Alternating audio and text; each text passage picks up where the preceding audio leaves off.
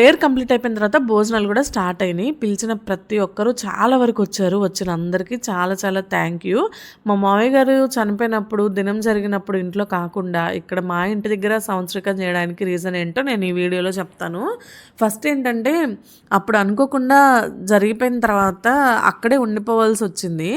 అప్పుడు మా అత్తమ్మ అయితే కొంచెం ఫీల్ అయ్యారనమాట. ఎవరన్నా ఉద్యోగస్తులు పలకరియడానికి వచ్చినప్పుడు కానీ ఎప్పుడైనా కానీ వాళ్ళు అన్కంఫర్టబుల్ ఫీల్ అవుతారేమో అని కొంచెం మాకే ఫీలింగ్ అనిపించింది.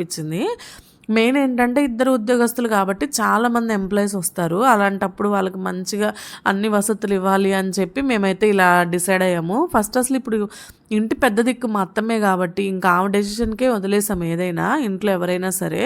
ఇక మా హస్బెండ్ కూడా తను చెప్పిన తర్వాతే ఓకే అన్నారనమాట.